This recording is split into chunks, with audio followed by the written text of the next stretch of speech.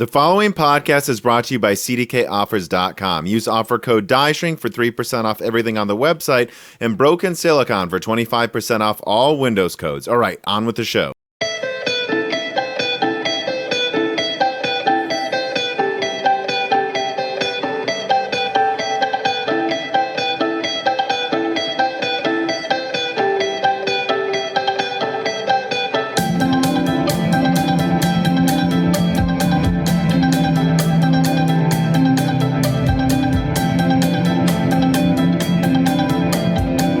Welcome to Broken Silicon, a gaming hardware podcast. I am your host, Tom, and I am joined today. Well, I'll let my guest introduce himself. Yes, so I'm a software engineer, and I'm based in the UK, and I'm mainly, most of my experience is in designing, implementing, and performance testing trading systems. And there's a big focus on low latency. So that would be like my job title, I would say. Right. Because, and before we get into that, we'll say you want to be anonymous. It's good to say this at the start of the episode because people will ask, why didn't he say his name once the whole time? You want to remain anonymous, and even though you're anonymous, your thoughts are your own, not your company's, right? Yes. Agreed. Yep. Okay. Yeah. And in the title, we put low latency developer. One of those conversations I often have with, I don't know what you would call it, real world people that either work in coding or game development or the semiconductor industry. Finding the title is often hard because it's a balance of, telling people literally what you do in the title so they have an idea of what it is, but then also not using whatever some official job titles are where someone sees that it has no idea what that means. So we put low latency developer. What exactly do you do? Like, how would you describe your day-to-day work and the industry you work in? So I work in the finance industry. So what I kind of deal with is, like I was saying earlier, designing, implementing, and testing low latency frameworks that are used in trading systems. And these frameworks make up, for example, like the pricing and the order execution components. So in a way, the way to sum it up would be all the prices that you get from a exchange all the way to the screen that the trader looks at. And then when that person puts an order through, that order going all the way back to the exchange again for it to be matched. So I'm kind of involved in that entire life cycle. Right. And we were talking offline when we were planning this episode. I think if I remember correctly, you pointed out that everything we see on Reuters or on any terminal that shows a bunch of prices, whether it's gold, oil, a stock price, Bitcoin, maybe, all of those are coming from different locations. Like one's a blockchain, one's oil, maybe in another country, or it's taking in data from a bunch of countries.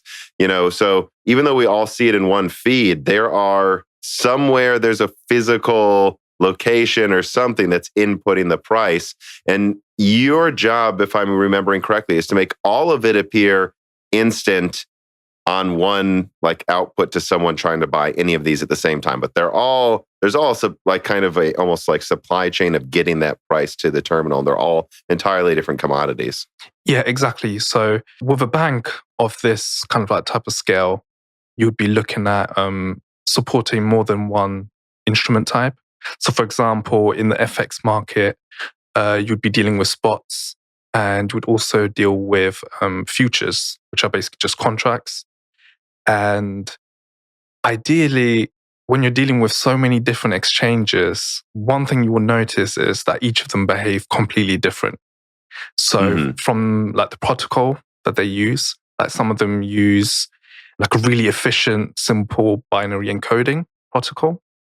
And some of them will use a really slow XML protocol. So my job is kind of to normalize it in a way where everyone else, like the traders or even any other team that is using this data, wouldn't know the difference. So I'm effectively looking at normalizing the data in a way that no one else needs to worry about all the small differences between all the different markets that we support. Right. And this type of job, I think, is one that a lot of people don't know exists. And I actually did know about it because I had read, I don't know, years ago, this article talking about how trading firms, hedge funds, anyone involved in the stock market in the United States were buying up real estate for absurd prices near the New York Stock Exchange to make sure their servers can communicate. You can't send data faster than the speed of light yet, at least. Yes. And so even though that sounds instant, it's not instant. You can notice things. I mean, even just with your eye, actually, at a certain rate where there's a delay, and getting that server, within a block, or even I know some people have access to like 100 feet or something of the New York Stock Exchange can make a difference in who executes micro trades faster, right? Exactly. So like in the past, I would say in FX, some of the larger banks have been relying on their scale to compete. But over the years, I've noticed, like since I've joined, that exchanges have moved towards lower conflation periods. So I remember when I joined, like some of the primary markets that you mentioned, like Reuters, they would transfer market data at a rate of like every 150 milliseconds. But over the last 3 years, they've introduced even faster feeds that can now transfer market data at speeds of like 5 milliseconds. So as we get closer and closer to real time, it's important that not only I'm able to normalize that data and pass it on to the algorithms that would react based off these different prices, it's more important that all the platforms, like within the bank, can handle that volume. Because if it's just one component that can handle it, and all the downstream components are struggling to keep up, then I'll be causing more harm than good. So in a way, it's about finding the right balance rather than just... And removing bottlenecks, making sure there are no bottlenecks. Exactly. So when you sort of like first go about low latency project, there's a lot of research that needs to kind of go into analyzing if the infrastructure can deal with that quick data in a way. It's interesting because when I think about this line of work, I go, well, there's a lot of principles involved with anyone who's interested in PC gaming, or, I mean, again, anything having to do with removing bottlenecks. What is your background then? Like, you go as far back as you want. You can tell us where you were born, or at the very least, like, what type of degree did you get? Did you do PC gaming in the past? I mean, yeah, where did you come from? Yeah, sure. So I grew up in Germany. So basically, I guess it all kind of like started when I was 7 years old. It was around the time when my parents bought us a PC, and kind of like being just the youngest in the family, at first I didn't get to use it as much. It's like my older siblings. And one thing I noticed is that they quickly got kind of like bored of it because we didn't have an internet connection at the time. So there's only so much you can do on it. And for whatever reason, I just never lost interest because I would just keep looking at that box. Those small, back then they were all just white PCs, like white boxes. Yeah, pretty ugly. Yeah. And I just couldn't stop kind of like thinking about them. Like I just kept wondering what was actually going on inside. Like the screen was fine. It just reminded me of a TV. But the PC case itself, like I was just really intrigued. And that went on for quite a few years. And I think it was like, I was like 10 years old when we first got like dial-up internet. And it was the type of internet where no one could make a phone call if you went on it. No one could really use it, if you ask me. Like, I remember in the 90s, internet was there, but I never really used it until 2004. I mean, it just wasn't useful, right? Exactly. So I managed to get 1 hour a day after school. That's what my parents said. You can use it for 1 hour. And I pretty much spent that 1 hour looking at things I couldn't afford. So just reviews for Pentium 4s. And I think at the time it was like Athlon XPs. And at some point, I think just a few years later, so I'm at this point probably like 11 or 12 years old, I asked them if I could build a PC. Mm-hmm. And like for the next 6 months, they just said, no, there's no way. Like one of the reasons was back then, kind of like spending that type of money online was considered really risky. Oh. Because especially in the UK, we didn't have like the New Egg sort of similar website to New Egg here in the UK. They're all like small stores that no one kind of heard of. And you were taking a bit of a leap of faith when you ordered that much from them. Okay. So, so I ended up basically speccing it out. And I got like an Athlon XB 2000. I think I had 512 MB RAM. And I really wanted a GeForce 4. But I think because of the timing, they just went out of stock. So I started looking at reviews again. I think most of the reviews said that the FX 5800 Ultra wasn't that good because it's like really loud, used a lot of power. I have heard it. It's the noise. I don't even know what I could compare it to. Like people call the 290X loud, the reference model, and it's like, yeah, well, the 480, the GTX 480 was a lot louder than that, and then this is a lot louder than that. So it's like two entire tiers above what people considered loud just 5 years ago. And I think when you compare it to any graphics cards now, really any, it's I don't know. I honestly, I'm gonna like I don't complain about noise ever with PCs after hearing how loud some graphics cards were 15 years ago. Yeah, like I don't even think headphones would do a good job of blocking off that sound. And for whatever reason, I think it must have been my age at the time. I was just so stuck on that design. The fact that it was a DDR2 instead of DDR, and just the high clock speeds and the way it looked. So I ended up buying one, and it was probably the biggest mistake I made when it comes to PCs. Most people look back and say they should have done something differently with their first build. So it would be weird if it was perfect. Exactly. But with this one, it was just like, because, I felt like it was just a lot of money at the time. It was like £360. And I guess it's nothing compared to like a £2,000 graphics card today, which some of them are going for. Well, you said you spent £360? Yes. So at the time, like 200 was a lot for a graphics card. So 360 was just kind of unheard of at the time. So what was that? What year was that? 2003. Well, that would be worth about $600 now, or £600, I should say now. Okay. Yeah. I mean, you're right. Even with inflation, graphics cards are about a triple what they used to be to a certain degree. Yeah. And I remember just feeling so bad about it because I was just too young to have like a eBay account to even try and sell it off. So I just didn't know what to do with it. I tried to play some games that came with it, with the graphics card itself, and everything just seemed quite slow. Didn't seem to like perform the way I expected it to. At least for how loud it is, you would expect more. Exactly, and the money as well. So I thought, I think it was around then when I decided that I needed to learn a lot more about computers. So I joined forums, and I pretty much spent a lot of time there, just kind of like supplementing the reading that I was doing with reviews. Because with reviews nowadays, well, I think they were better back then on average.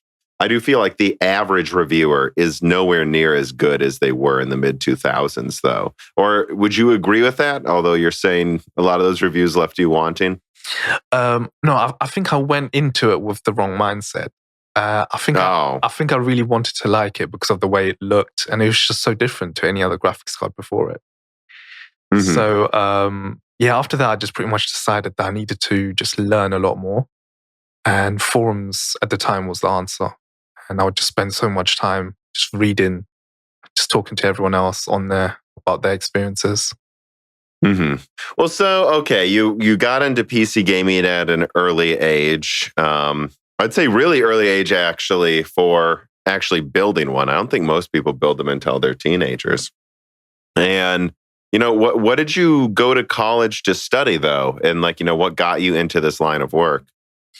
Yeah, so at university, I studied computer science. Like one subject that I found really interesting was like algorithms and optimizations. So this, Mm-hmm. I think it's just maybe just a hobby for looking at improving things, Mm-hmm. and it kind of like translated over to software as well at that time. Like for my master's project, I was looking at everything I was kind of looking at revolved around performance, trying to do as many calculations as possible.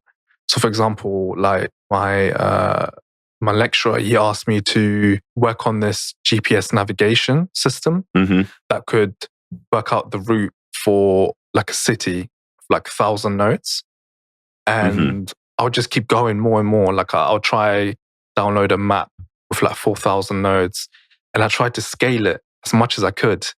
And So does nodes mean like individual locations on it, or what is? yes, Okay, so like locations. just points of interest on the map up to 4,000. Okay. Exactly. And then the edges. So if you could convert like a map into a tree. So where you would have like a node, and the Mm-hmm. roads would be the edges between the nodes.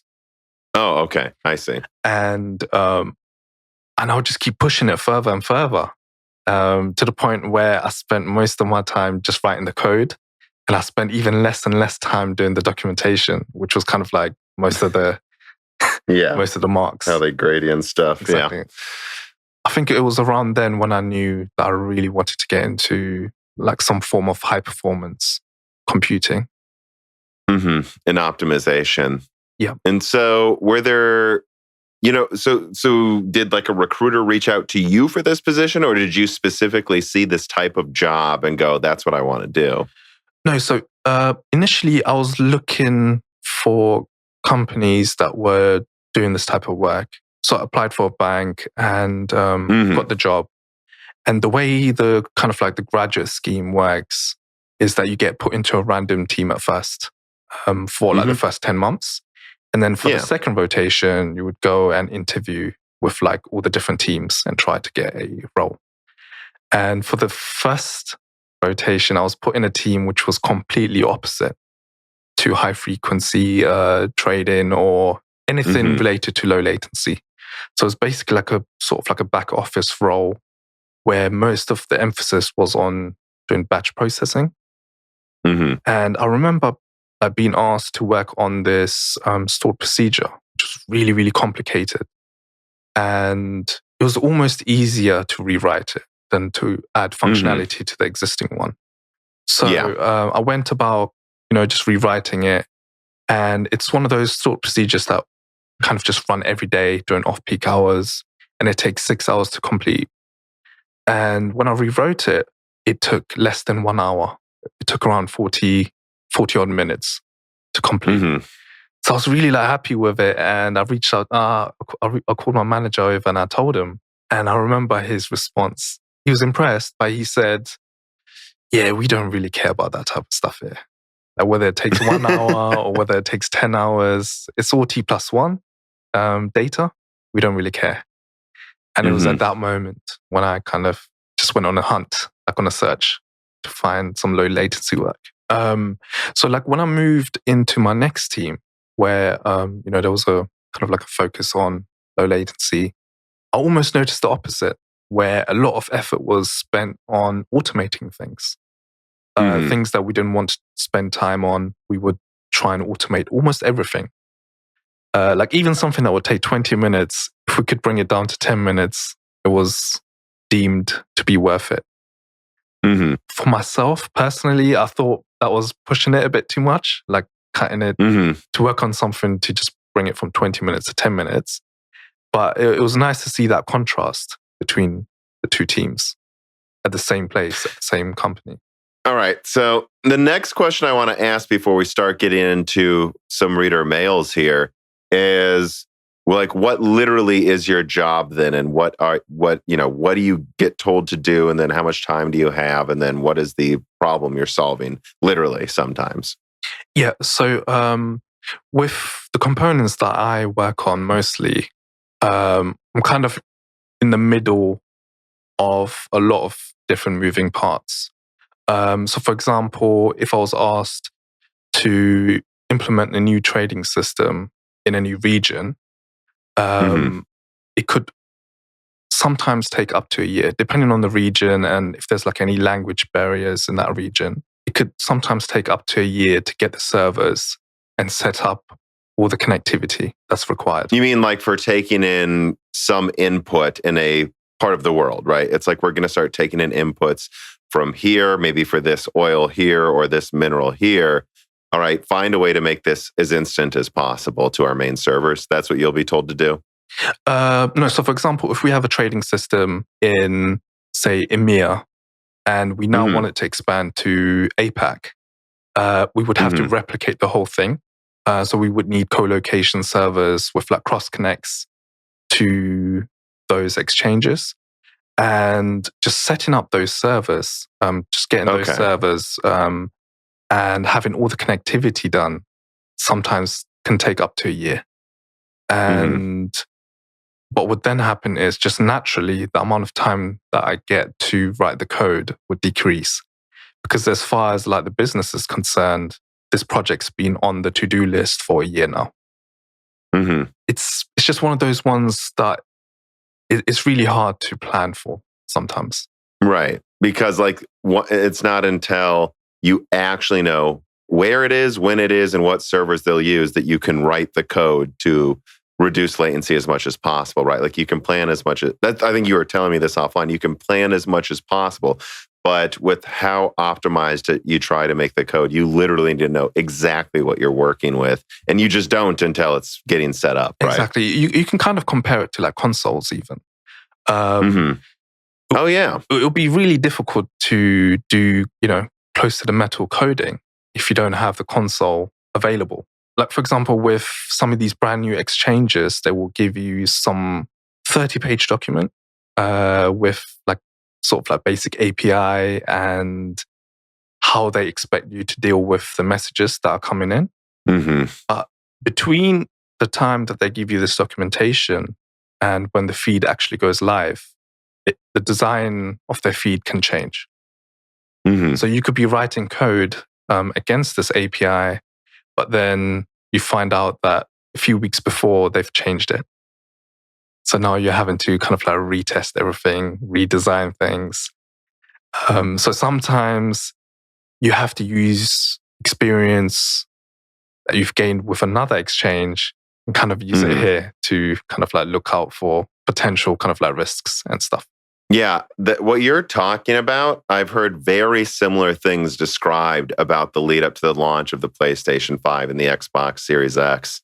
And one of the main driving factors that a lot of launch games ran better on the PS5 was their dev kits were programmed. The software on their dev kits was more easily translatable into the final thing. And I keep hearing, even to this day, that they just keep updating the DirectX 12 API version that the Xbox, I'm probably not describing it that well, but I think people get the idea. For the Xbox Series X, that they keep updating it more and more and more, that it wasn't really finished at launch. And that's why you see some games, there's other factors obviously as well, but that's why you see a lot of games still have performance problems. And like, yeah, I mean, what you're describing is developers telling me, oh, we just got this update. Now we just have to figure it all out and try to translate it. And whether it's a new console launch or not, though, that still happens where, you try to make the game and then there are people there that literally just optimize the final build so it actually runs well. Yeah, like with some exchanges, they try to help you as much as possible. So even if the production feed isn't up and running, they might give you connectivity details to connect to like a UAT or like a dev environment. Or if they don't have that in place, they might give you some sample messages that you can just replay yourself and you can try simulate that data flow. I've dealt recently actually with some exchanges where they just don't have anything to give you. And you have to wait for them to finish their work before you can start almost doing your work. And At that point, yeah, I'm sure that's frustrating. exactly. And at that point, you're kind of racing to compete with other banks to get there first. Because whoever gets there first almost ends up getting some head start there. But so let me start getting into some of these reader mails, which of course you guys can submit to guests if you support us on Patreon. Let's see. Let's start with the Ninth Dudes. Yeah. Hello, and thank you for being the guest this week. I know that the financial markets are on the bleeding edge when it comes to network latency and trying to cut it down, but I'm unaware of where the current bottleneck is when it comes to fiber latency. Could you explain where fiber is stuck at and what is being done to overcome the latency there? And to build off that question, how much of that technology do you see trickling down to consumer tech to improve game latency for streaming? And what do you see as the primary challenge in the market? Again, thank you for your time and being the guest this week. Yeah. So I think a network engineer might do this question a bit more justice. I'll try my best. So I think like one of the key considerations here would be distance. So which is one of the reasons why banks, like you mentioned earlier, would almost fight over getting a co-location server. Like they want an apartment like just 5 feet closer to the New York Stock Exchange relative to another flat, right? Yeah, no, actually this is even one step further. So this is like having a server right next to the exchange's server. And it would have one cable and it would be a direct connection. Right. So in terms of like packet loss or even latency, it would be almost completely minimized. But it comes with its own drawbacks where obviously it's highly contested. So it's really difficult to get more servers. And even like the choice of servers, like different variety might be a bit more difficult than a traditional data center. And also the cost is really, really high. And because like in finance, you wouldn't necessarily need all your applications to run on these servers. What you would then do is just put the main latency sensitive ones to run those. And you might have some sort of booking systems or database related applications running somewhere cheaper, somewhere further away. And I think because of the cost, one thing like we do is like for our UAT and dev environments, we would use a traditional internet connection. It's a bit of a good trade-off for us because... What do you mean traditional internet connection? I don't know the difference between a traditional and non-traditional one. Yeah, so in that sense, the market data and the trades would flow over a internet connection, so over fiber. And it wouldn't necessarily be in the same data center. Okay. So it'd be a lot slower, but if you're just doing UAT testing, you probably don't need very low latency. Well, so it sounds like you're saying, I mean, for the most part, it's been done what can be done, right, to reduce latency, right? And that most latency work, correct me if I'm wrong, then is just about reducing latency for high frequency stuff more so than, because like distance is distance and most of those problems have been solved. Am I right? Yeah. So like as much as they can be. Yeah. For now, I would say most of the latency issues after that would be within your own sort of platform. So application latencies, or if you have one server communicating with another one using a messaging framework, how efficient is that messaging framework? And how efficient is the message in terms of just protocol that you're using? Is it like a really small packet where you have everything encoded using simple binary? Or is it like a huge message with like XML? So these are the optimizations that you can do without even having to change your hardware. And there's a huge kind of like benefit to doing so. Some of the work I'd done early on was to rewrite some of the legacy pricing components. And just on the application side alone, we were able to see like a difference of roughly 10 times. Oh, wow. I mean, yeah. And I think at a certain point then, a lot of things having to do with lag and delay at this point, it depends on the, like, and I'm going to, bring up gaming. It depends on the game. Some game servers just still are not as good as others for sure. but a lot of it has to do with your communication itself inside of your house to the game, right? Servers. And like, for instance, I just don't use Wi-Fi for gaming. Like, it's just, I'm sorry, it's just never, like, I will say Wi-Fi 6, I've tried now, and it is much closer to Ethernet performance than anything before it. But a lot of the times you don't need any faster internet. It's just latency. You just need to make sure you have a router that's not overloaded. No, that's true. So the distance thing would be one way to solve it. Another one would be to kind of like decide whether you actually need every piece of information. Right. So for example, if you get prices at let's just use random numbers. So if you get prices at a rate of, say, 1,000 per minute, and your algo strategies can only process 100, would you want them to process the first 100? Because then what would happen then is by the time they get to the remaining 900, they're working on stale data. And by that point, the price will have moved already. And we're starting to see this now with gaming as well, like with NVIDIA Reflex. The way it works, if I understand it correctly, is the CPU gives it just about the right amount of frames to render. And it won't overload the render buffer in advance like it would normally do. So it's nice to kind of see these things on the gaming side. But the distance challenge is really difficult, I think. Well, so if I may speculate, then I know you're not a network engineer, but like I would be interested what your opinion is, because I keep hearing, and I've gotten in debates on broken silicons with some really, fantastic guests like John Petty, who insists, streaming games is going to be the future. We just need to make it work better. And I'm like, is it possible for it to work that much better than what we have now? Because from where I'm sitting, it seems like we've reduced it a lot, and it still just doesn't feel that good to a lot of people. I mean, how much more can we do to make streaming games work better? Because there just is that delay there anytime I've tried it. Yeah. So I think with games, the good thing is that you're dealing with millisecond latency. Whereas in trading, you're dealing with microseconds, which is what makes it theoretically a lot harder to do.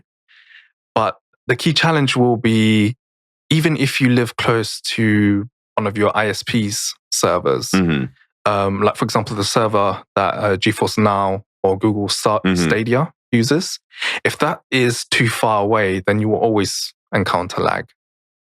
So one way to kind of get around that would be maybe having those two co-located. But I don't know. I don't really know how feasible that would be for gaming. Seems quite expensive. See, that's kind of what I thought too. And the argument I made is, I'm sure there's things we can do. Like, you can just build servers in every city, I guess, to stream the game to someone. But at a certain point, how many of these servers are you building in each city? How expensive is this? Is this ever going to apply to some place in a profitable way that's not a major city where you really have that giant of a market? And can it really compete with a $400 box? Because I think people keep forgetting that, like, a $400 box is cheap. And if you have to compress the image over the internet anyways, is it going to look better than the $400 box? Maybe it does right now, but what happens when the new $400 box comes out?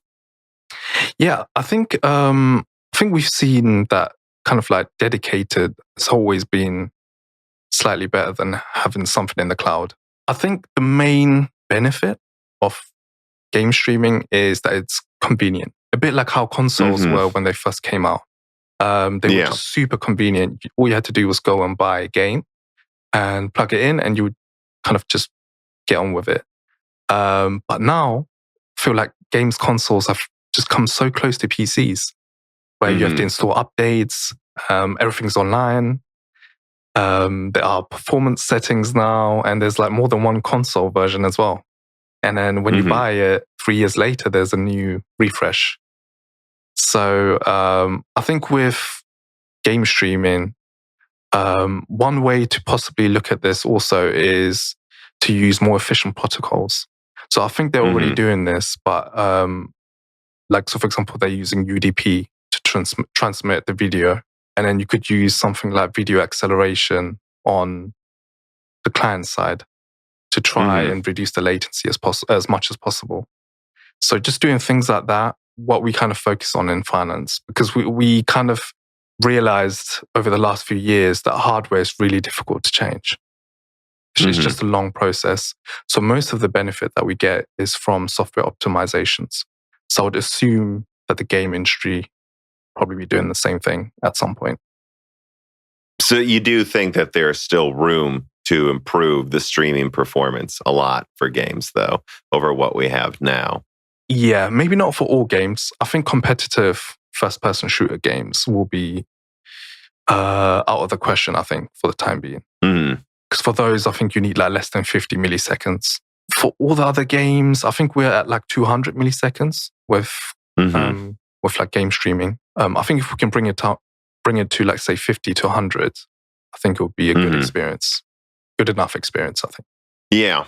I guess the one question I would also have, though, as kind of a counter argument is, well, we talk about ways of reducing latency and improving networks. I mean, going hand in hand with that, can't we also just install games faster too? So couldn't you see a future, though, where, well, we've made this latency so low that it's so convenient to stream it quickly. But then what if it actually just takes 1 minute to download a 100 gigabyte game in a few years? Wouldn't you rather just actually install it, guys? No, exactly. I think I'm just pointing out things that people who see this streaming future maybe haven't thought of. As you improve the network and internet, you're also going to improve how quickly you can install the game. Like when I use Steam servers, I have a cheaper, I don't have the fastest internet, and even then it's like, God, at this point, I think like almost 20, 30 megabytes a second. I install pretty big games in like 5 minutes. Yeah, I mean, like especially in the UK, I've heard about that there's like this plan to get 1 gig internet in every household in the next few years. So I think about time, by the way. Anytime I stay in England, I feel like the internet's a little lower speed on average compared to other countries. No offense. No, it's true. I think it depends where you stay as well. Like certain places are a lot better. So where I live, I managed to get 1 gig recently, 2 months ago. Okay. I know some places that still have like 20 or less. Yeah. So it was brutal in college, a little bit there for a few months. So let's move on to, I think this is an interesting question from Viper Venom. He says, when dealing with uptime on the servers for financial high frequency trading, who would be in trouble in terms of a financial loss if the servers ever go down? Would it be the company you bought the servers from, or is it all on you? I think it would largely depend on the root cause. So, for example, if it was change related, or if there was like a hardware failure, if there was like a network issue, and usually what happens is like each case would be investigated, and there would be like some comprehensive documentation. And some things like you can't really plan for, like hardware failure. I'm not really sure how you would go about preventing that. But we kind of like try our best because, resilience is really important in finance. So one thing we try and do is we run components in pairs. So for example, if one server goes down, the backup server would take over within 10 seconds. And if the entire data center, if for whatever reason that happened, we would just ask traders to move to a different region. So for example, if they're logged in to the EMEA region, we would just ask them to log into NAM for the remainder of the time until we get it resolved. Yeah. And I mean, in terms of like hardware failures, I assume there's just backup servers and then backup components on hand, right, for a lot of these locations. And you just plan as best as you can what you think you might need if something failed, right? Yes, exactly. And we kind of like prevent certain upgrades or even changes, like issues caused by them, by mimicking the uptime of the exchanges. So they come up on a Sunday and they would usually shut down on a Friday. And most of our kind of like significant changes would go in on a Friday night or like on a Saturday. Mm-hmm. All right. So it sounds like your job involves a lot of crunch.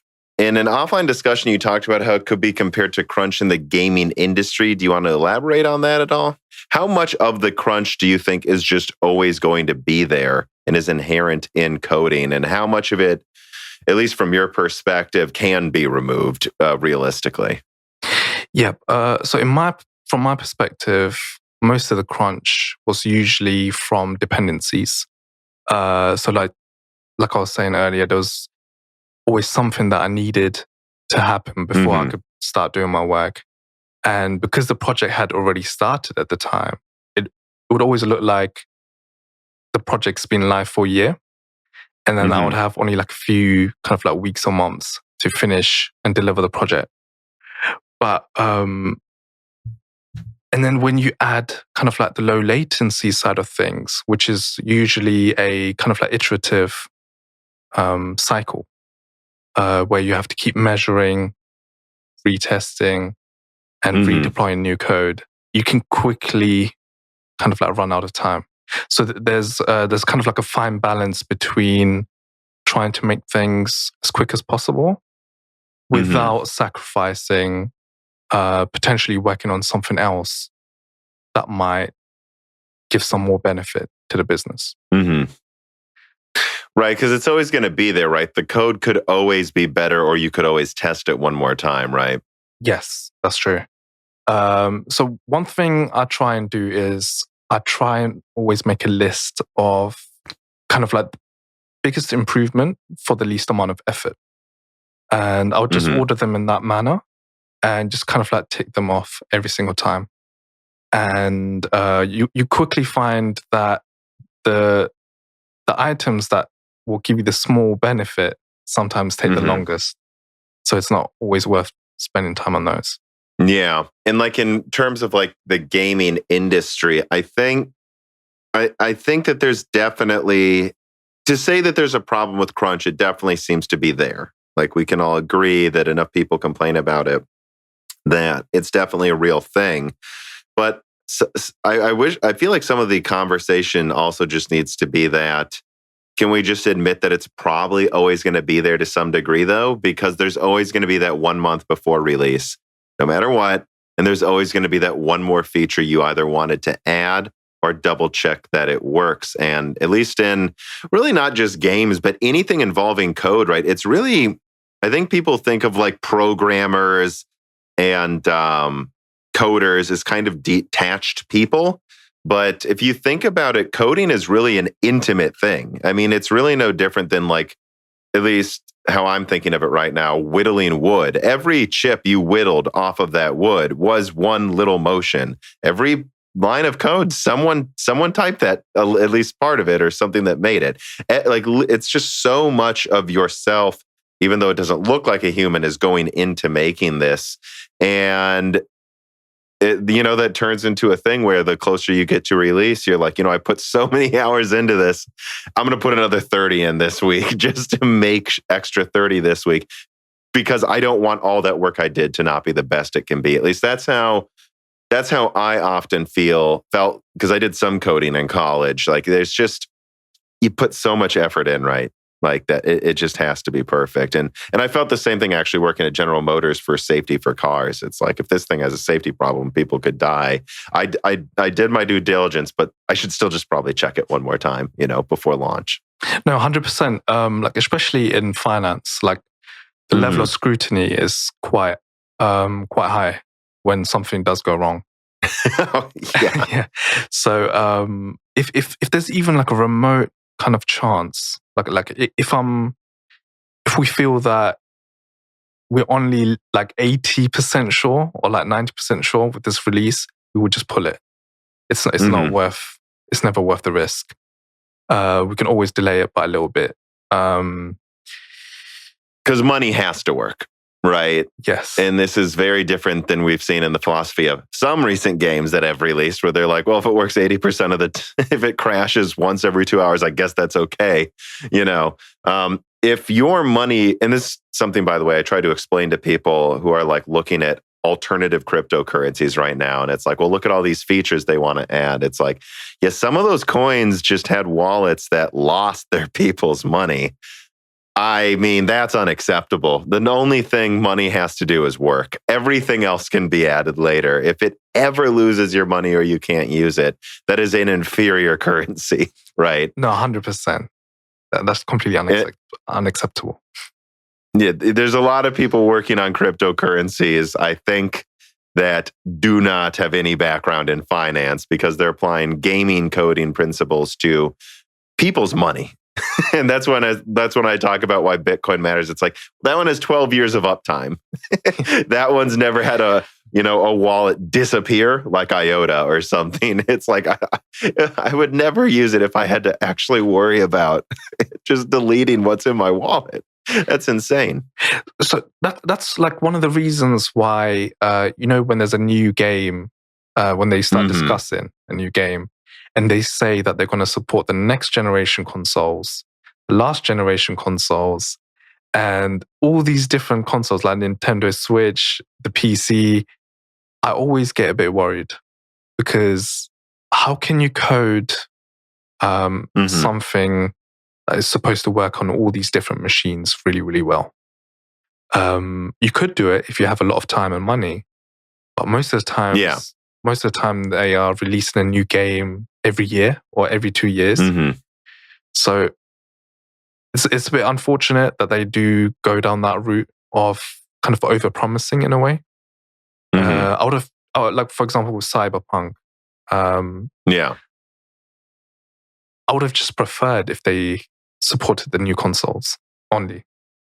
I think the root problem with crunch in the gaming industry, for being honest, is what you said. You just need to be honest with your expectations, right? All of this crunch, if we're really being honest, most of it came from the top, and they said it has to be done by the state. In the case of Cyberpunk, I personally highly suspect their company was out of money, and they knew they had to release something with pre-orders and hiding the true state of the game in reviews, or they would go bankrupt. Now, some games have done rounds of funding when this happens recently. I forgot which one it was. They're like, we're out of money. We need a round of funding. They get the money. And then they say, okay, it's coming out next year. What they decided to do is just get something out so they could get their money now so they could keep working on it. I think just people at the top of management need to better... I think it's less about, crunch should be illegal, and more about, it wouldn't be as bad. There's always going to be some crunch leading up to a release. It wouldn't be as bad if you guys just set realistic expectations. But I don't know. You could also argue, well, who has self-accountability then? Shouldn't the programmers be the ones yelling at management that I can't get it done in time? I don't know. Yeah, I mean, I think you could argue both, for sure. Like I've noticed, like in my own kind of experience, that like programmers are generally reluctant to speak up. Yes, sure. I can see, like a lot of more certain personality types that may be less likely to be a loud person compared to like someone in sales who's not afraid to yell. Like you said, you just have to be completely honest with expectations. Because it's better to deliver what you said that you're going to deliver than promise a bit more and just deliver every single time. It's like one example for me would be GTA. So they release like a game pretty much for every console generation, and then they just kind of stop there. How would you say, like, how would you describe kind of like the stability of those games, like GTA games? So the last one released was GTA 5, of course. I never really got into GTA 4 or any of the ones. I played San Andreas a bit. I think most people have. GTA 5, when it first came out, of course, it first only came out on the last gen consoles. So I did play it on release there because I was so excited for that game. And I thought it worked fine, And then a couple years later, it came to next gen consoles. I thought it worked fine. Then it came to PC, and I believe it ran fine. Some people complain if it's optimized enough, but it ran. That's my perception. Was that yours? Yeah, like from what I've kind of like seen, I've always liked their approach. So they release one game every couple of years. They make That's so an much interesting money. point. They make so much money from it, and they don't kind of worry about having to release another one just like 2 years later and skimping on quality, for example. I've always liked kind of like their approach with the GTA games.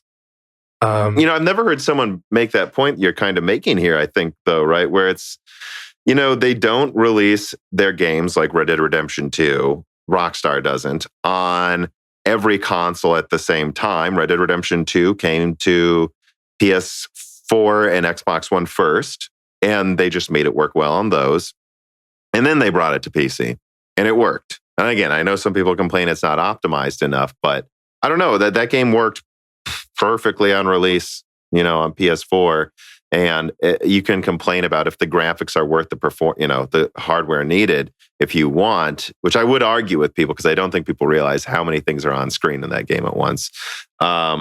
But it did work, and they probably made more money too, which is kind of what I think about Cyberpunk as well. Again, just to say, like, if they would have just put in the effort or said, "Hey, we're only making it on next gen," I know you're sacrificing short-term profits, which I assume they released it in the state they did because they literally had to not go out of business. It doesn't matter you're not on last gen. People are going to be People were buying The Witcher 3 for a decade, or will be. Don't you think you should just plan for the future like that so you don't need to do it over and over? Yeah, exactly. And there's always the option of doing what Crytek did with Crysis, where they released it for one platform first. And even all these years later, 13 years later, they decided to release a Nintendo Switch version and a PC remastered version. So there's always kind of like money to be made afterwards.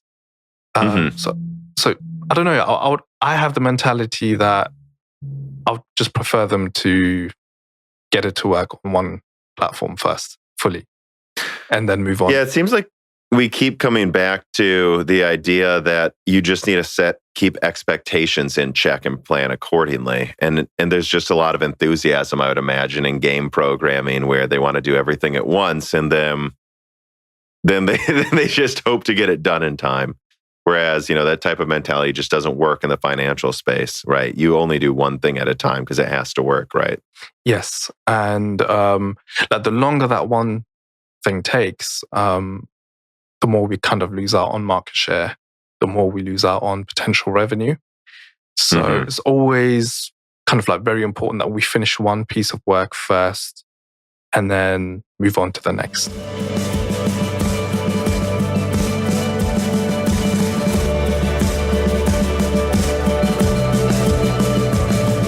Gosh, Reese, why does Windows 10 Professional have to be so expensive?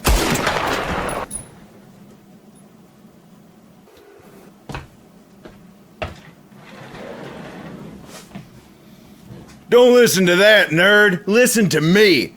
You can get all the great Windows and gaming keys you need at CDK Offers. I have a plan.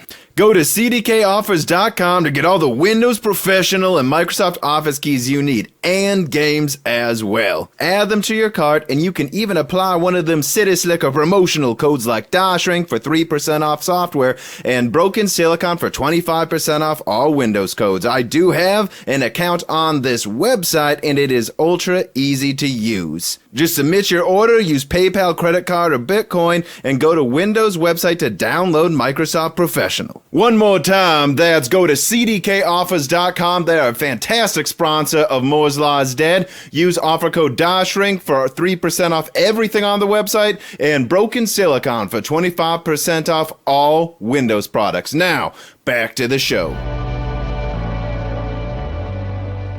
Well, so Type 2501 writes in and says, "Hi, Tom and guest for this week. What do you think other developers like gaming, video editing software developers could benefit the most by learning from the work you are doing? And thanks, Tom, again for the hard work." Oh, well, thanks for the kind words, but I think that's what we're getting on. So directly, what would you say then to games developers that they could learn from, the type of programming you do?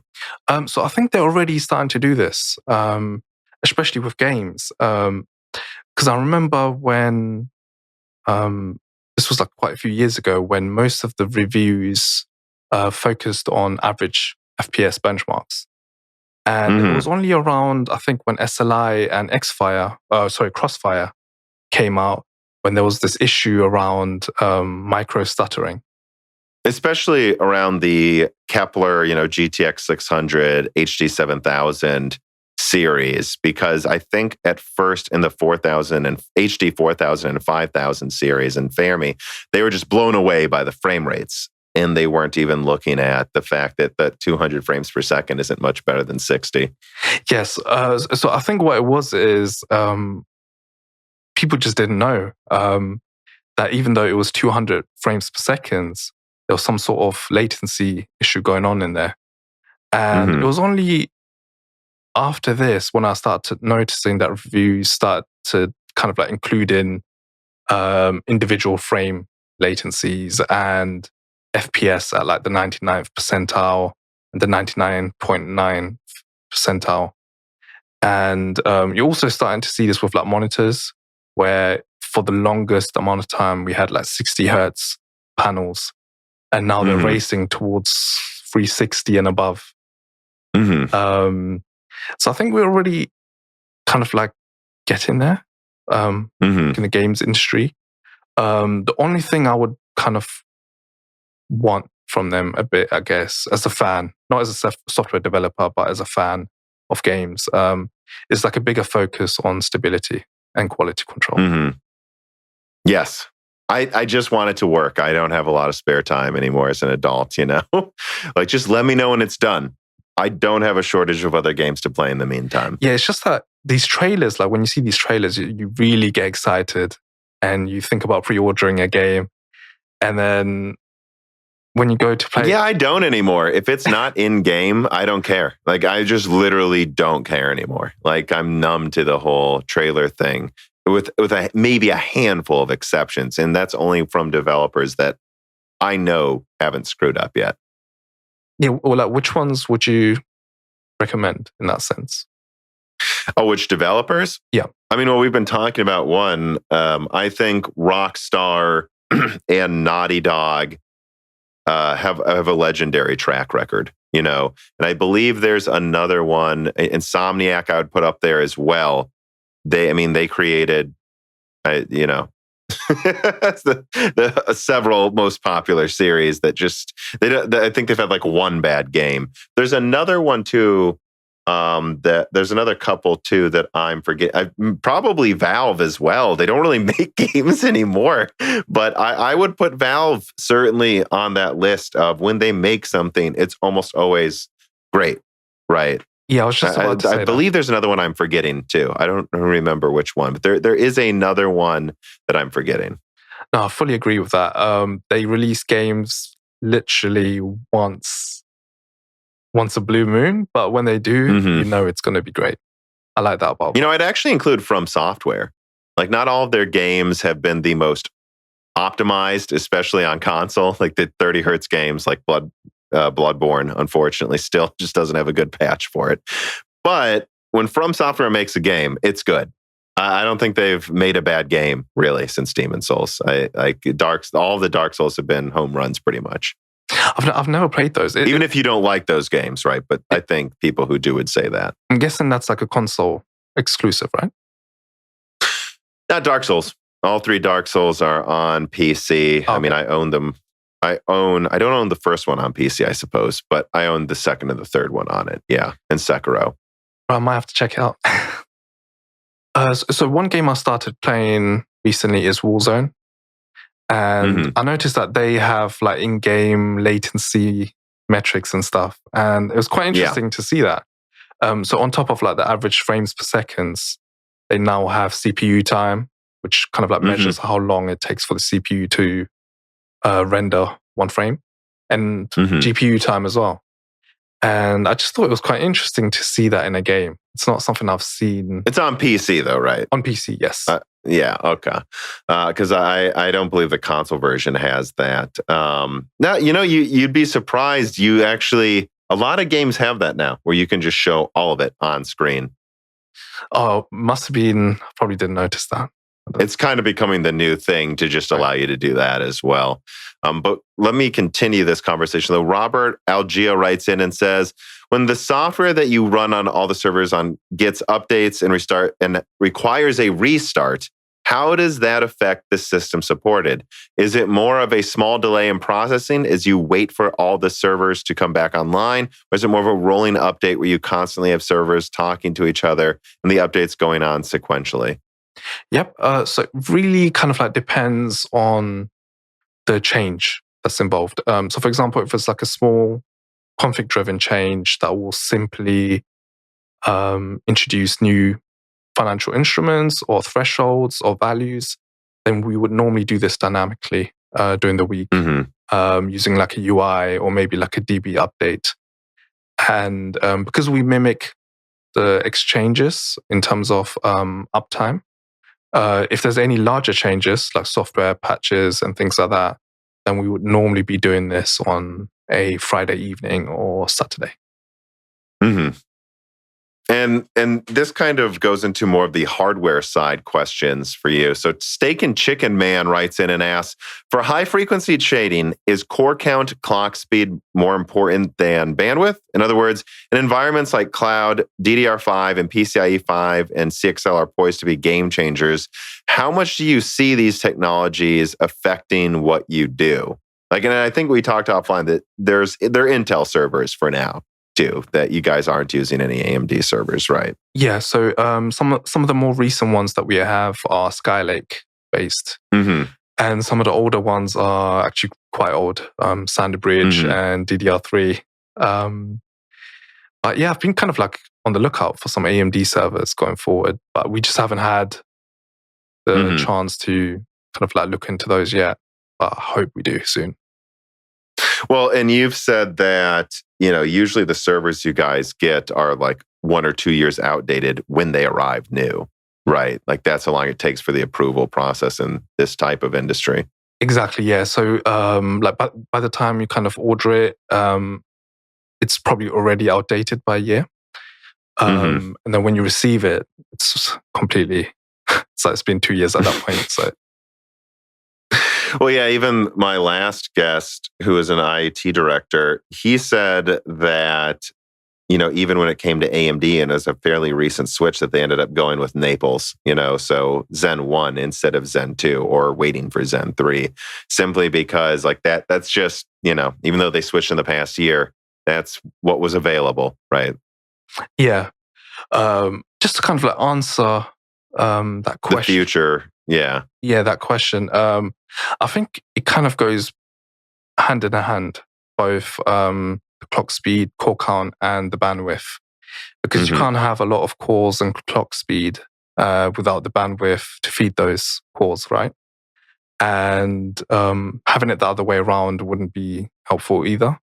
But in low latency, we generally tune specifically for each individual execution.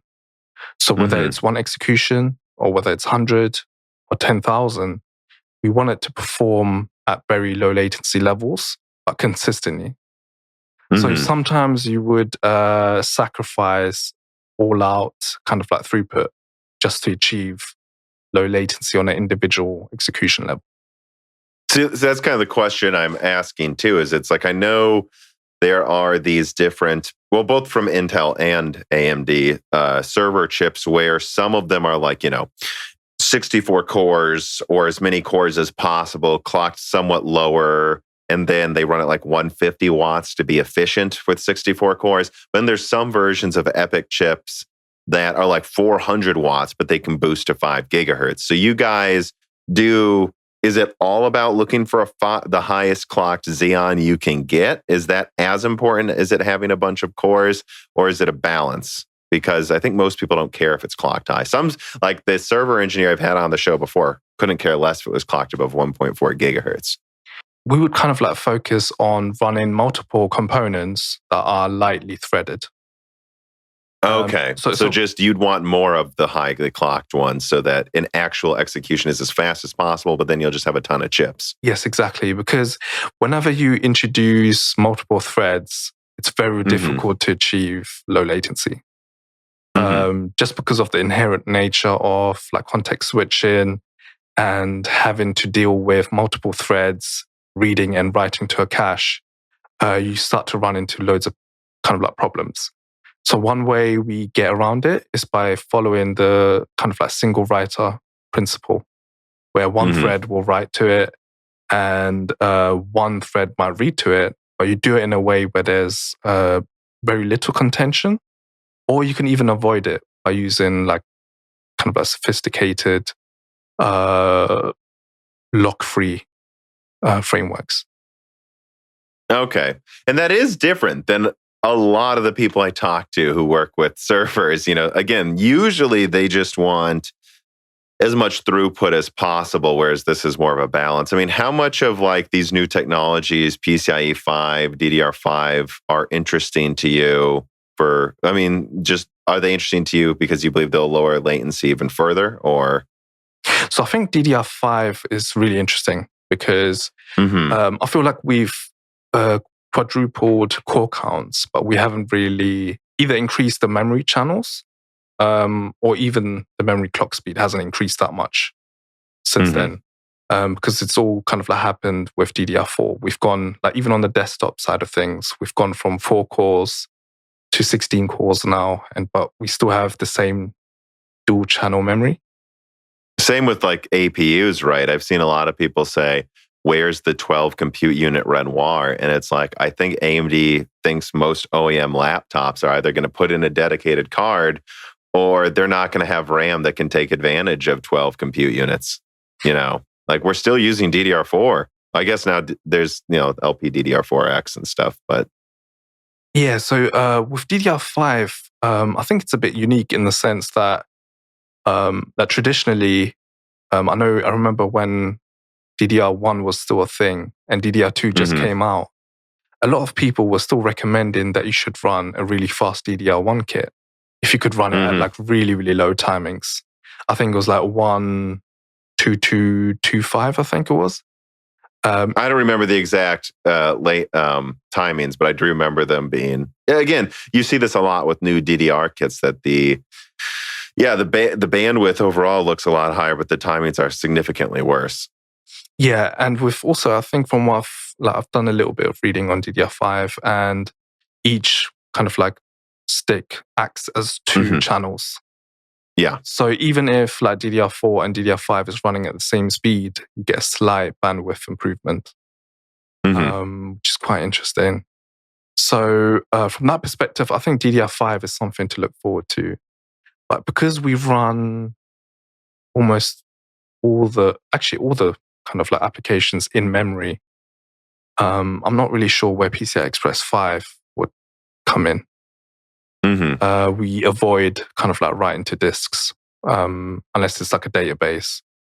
So PCI Express 5, it's not very interesting. Well, so I've got 2 reader mails here that tie into this. So let's just make sure they're answered. I mean, Beachhorn writes in, it says the first round of DDR5 sticks in the news show a large nanosecond latency due to the cast latency despite the increase in frequency. Do you feel this is a temporary measure or something more permanent due to the higher frequency and mandatory ECC? Do you feel this will pose additional design issues in your industry? To which I would just say it was temporary with DDR4 when it first came out as well. Like, to get it qualified to meet the voltage, and energy usage requirements, while being at a higher speed, they typically had pretty horrible latency with launch DDR4.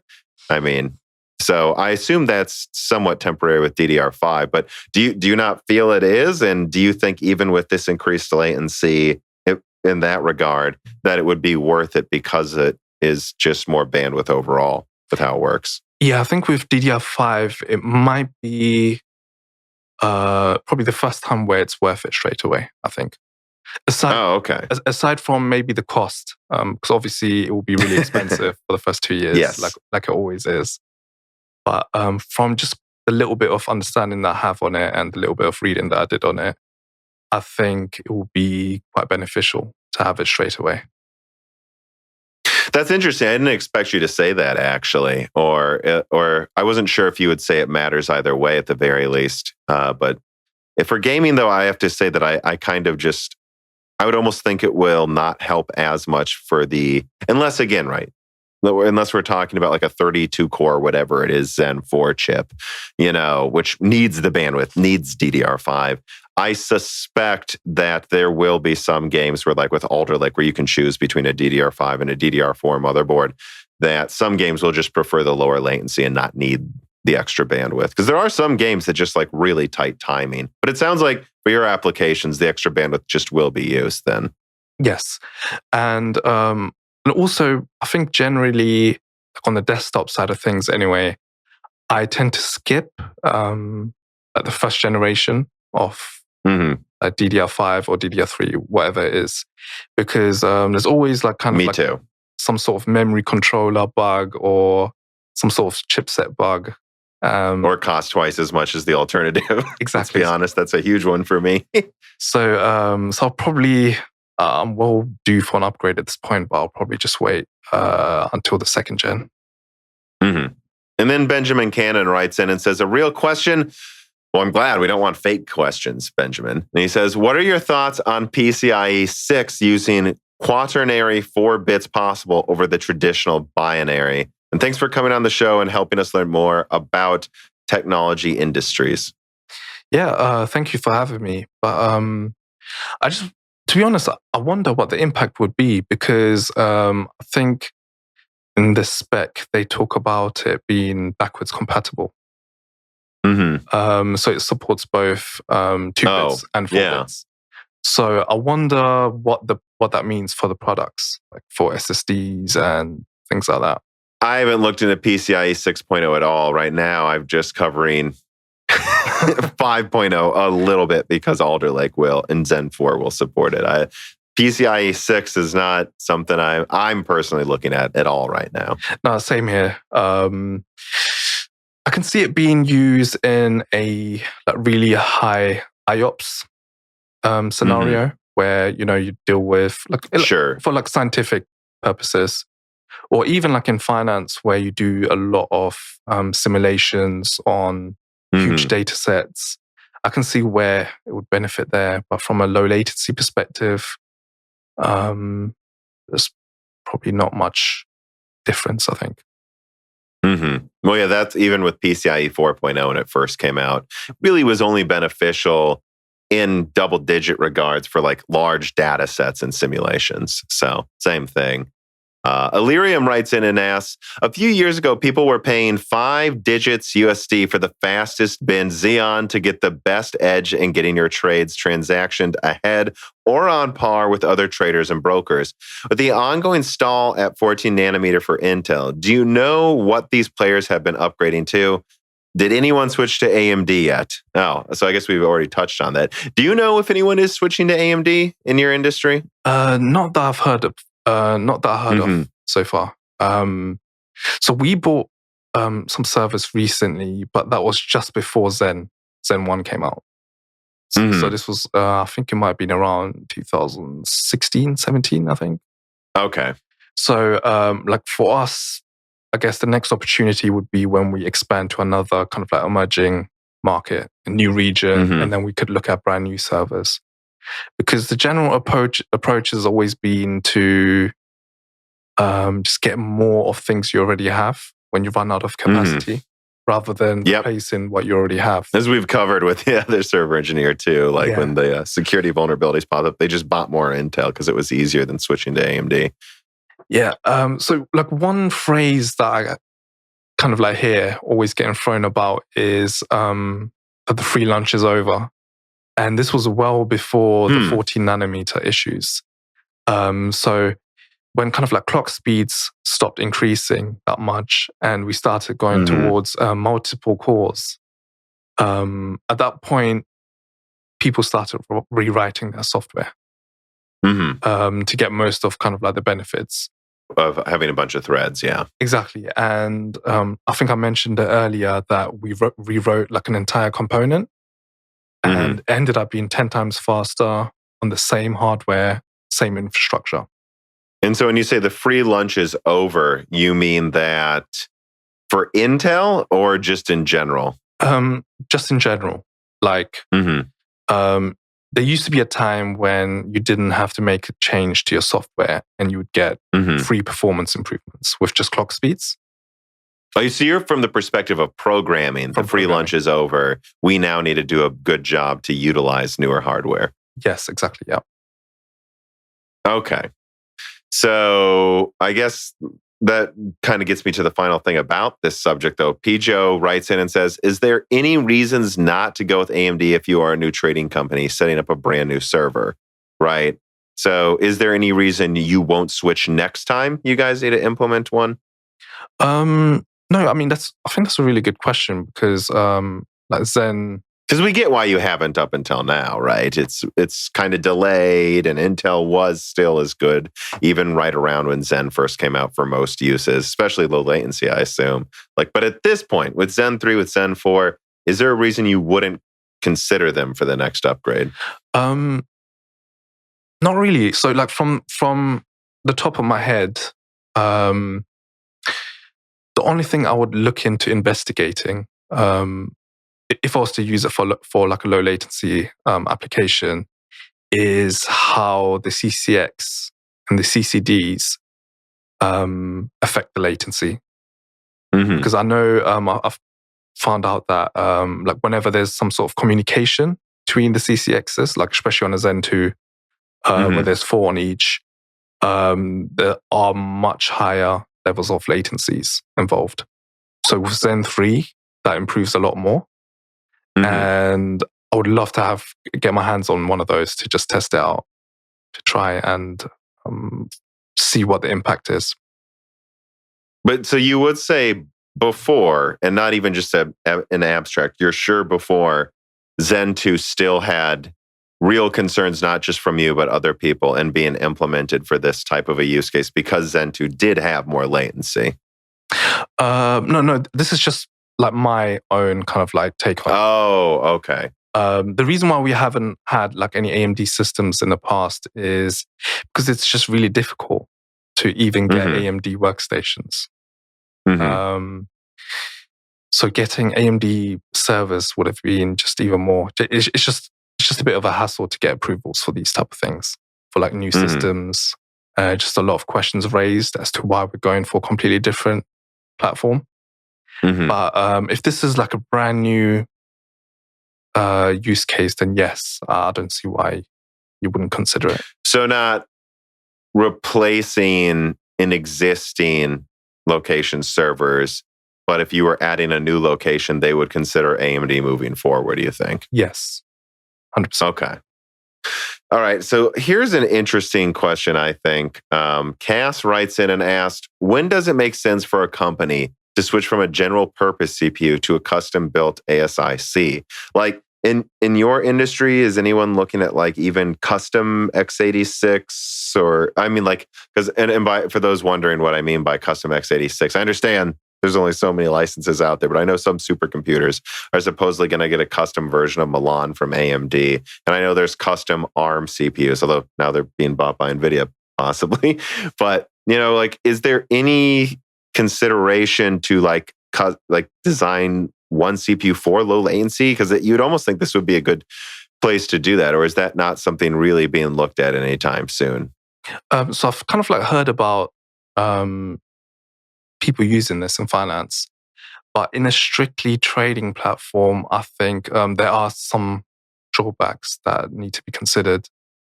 Like one of them would be to get the expertise that's required for that type of specialized hardware. And then there's always like a cost and dependency on the vendor that provides it. So there's a dependency on the hardware and on the API that we would have to code on. And I think when you're dealing with, for example, in our use case where we're dealing with multiple exchanges and the data and the protocols are so different between them, you would want something a bit more general purpose. And it would just make things a bit more difficult to do this on a hardware level. But you don't think the gains are there that would be worth it for this for your company? I think it would. Or at least that's what they've decided. Whether, I think it would make a bit more sense. I can see the use case for sure if it was like completely internal data. So if you were in full control of the data, then and you'd have like models doing loads of simulations on huge data sets, then I can see where definitely this would come in. And or even like a hybrid solution where you have x86 and like a custom CPU in the pipeline. So that way you kind of get the best of both. So some of the generic stuff is done on the CPU, and then you would have the custom CPU look at doing fixed functions. Okay. Well, I've got another kind of random question here too from a listener. Silvanos writes in and says, and he has a link to Samsung's new type of HBM memory coming out. Is the new HBM PIM technology by Samsung a game changer that will improve both performance and efficiency like Samsung is advertising? Ooh, I think that's really hard to say without seeing some real life benchmarks. But the one thing that did kind of like stick out to me was that there was no requirement for hardware or software changes necessary. Oh, and that's essential. I can't imagine anyone would use this if you had to program for their AI HBM, right? Exactly. And I thought that bit alone makes it worth looking at. The fact that if you can get a lot of performance improvement just from doing nothing, just plugging it in, it's definitely worthwhile. But they kind of just mention efficiency and high bandwidth and no mention of low latency. So, that could be the trade-off when it's handling this on its own with the chip inside of it. Yeah, I'm assuming the low latency aspect would get improved as well, but it's hard to say. It'd be nice to kind of like see some real applications using it. So yeah, you're saying that, well, we need benchmarks to prove this works as well as they say, because it's a pretty outside the box idea. But the fact that they say you don't need to program anything, that it just works, means that if it works well, it could be a game changer if it really gives the performance benefits they're saying. Yeah. So I would actually go one step further and say that even after like kind of like looking at these benchmarks, it's important that you do benchmarks on your own applications as well. Because sometimes you see benchmarks that are favorable and they look really good. But then when you run your own application stack on it, then you might see... Oh, so you're saying even though there's no programming required, that they, and this happens all the time, of course, may have cherry-picked the ones that work this well. This is a best case scenario is what you're saying, most likely, and you don't know what could be going on with something else. Yeah, possibly. All right, so I've got a more gaming-centric question here from Stefan Hart. I don't know if I'm going to read all of it, but he says he's mad with his current hardware, a 5900X, a 3080, and 2 terabytes of Gen 4 NVMe and RAID 0. I don't know why you'd be mad. That's pretty powerful. But he says the PS5 SSD controller makes it obsolete, or at least it does things PCMR just can't do right now because it has one stupid, uses a different word to describe it, additional custom chip. And my question is, can these functionalities be replicated in software? I want to see crazy effects like Ratchet and Clank on PC. Will this be soon, or will devs continue to chase the lowest common denominator and hold us back when they're not exclusive titles? I mean, first of all, I would say your PC is going to have no problems running 99% of games, I'm sure, for the foreseeable future, that I really wouldn't worry about that. I mean, what's your gut reaction answer to him? Yeah, I mean, I think like even on the PS5, I think for games to fully utilize any sort of like specialized hardware, it will usually take a few years, I think. Like we've seen it before, I think, with previous generation consoles. For example, with the PS3, which had like a special CPU, cell CPU, they called it. That's a little different though, because that one was also really hard to program for to get it.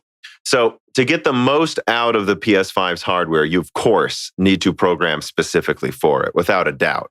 Yeah. But if you were to program, based on what I'm told from developers, if you program for it like it's just a PC, it works as well as an equivalent PC for the most part.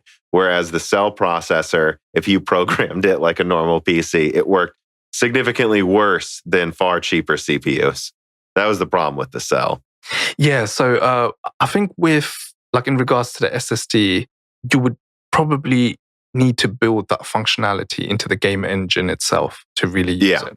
Just a game designed around the console will give you, really quick kind of like load ups and stuff like that. But to really use the kind of like loading in assets in real time. Yeah, the streaming assets to I guess you would say, reduce performance hits from rendering too many things on screen is what they've advertised it should be able to do. Yes, I think we're probably still like a few years away from that, like 2 years maybe. And at that point... Besides maybe Ratchet and Clank, and we'll see how well that works. Yeah. I mean, there will always be... Is that like a console exclusive or... Yeah.